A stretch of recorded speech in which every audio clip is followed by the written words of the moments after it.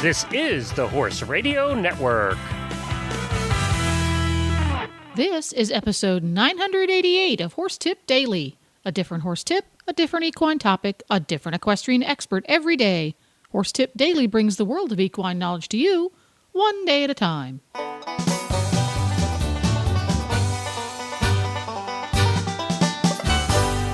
Greetings, horse people. Coach Jen here, and thanks for tuning in to Horse Tip Daily. Today's tip is an excerpt from the eventing radio show's Martin Collins weekly trainer tip.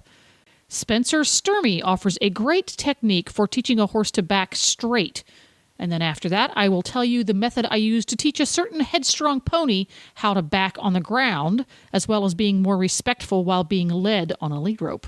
And we'll get right to it after this important message from EasySignsOnline.com.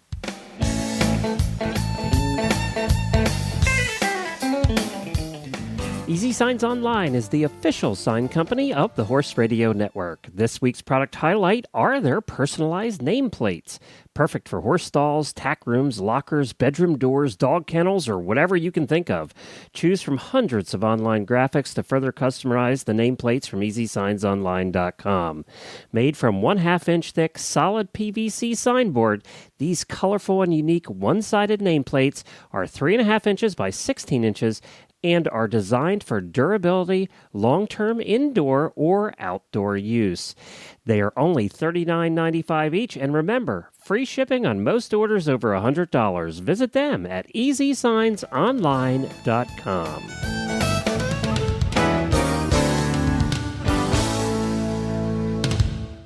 Hi, my name is Spencer Sturmey, and my training tip is for reinbacks.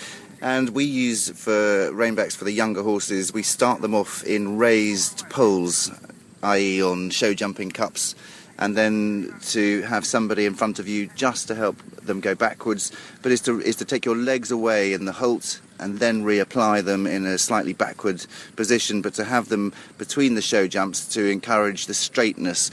There's always an issue with the dressage test that they always move off crooked in the reinbacks. So we start with them up high, and then we move them down lower as they get more advanced. There you go. And now, what about a horse that refuses to back up when you're on the ground? The one who braces and seems to grow roots when asked to take a step back? Well, Glenn's pony PT Scooter was one of those. He had been tied to a tree rather like a dog, so he had learned that anytime he felt pressure on the halter, just pull harder. So what I did was put him on a long lead rope, which I held loosely, being sure that there was no tension on it, and I placed myself at about his hip, a little bit more than an arm's length away. You can use a fence or a wall to place your horse's face to discourage him dragging you away, which is what PT Scooter was prone to doing to start out. And also place the horse so that when he turns correctly towards you again, he's going to be going in a direction he wants to go anyway. I then give the horse a signal to move away, just as I would if he was standing on the cross ties and I needed to move his hindquarters over. The movement I'm looking for is that the horse should take a step away from me, and as soon as they start to feel a little bit of pressure on the lead rope, they softly turn back and come towards me. Let your aids focus more on moving the horse's hindquarters than pulling their head around. Your first instinct when the horse pulls is to pull back, and you don't want to do that. As the horse becomes more comfortable with the aids, I place myself a little bit further forward so that I'm a little bit more than an arm's length from the barrel, and then the shoulder, and then near the horse's head. As I get closer to the front of the horse, what I want to do is create a movement that is a little bit less sideways. In other words, his hindquarters swing less, and it's more akin to sideways and then eventually back, and then eventually straight back as I get to the horse's head. Throughout this process, make your aids as small and subtle as possible because these horses are frequently what can be referred to as an into-pressure horse. The more you push and pull, the more they push and pull back.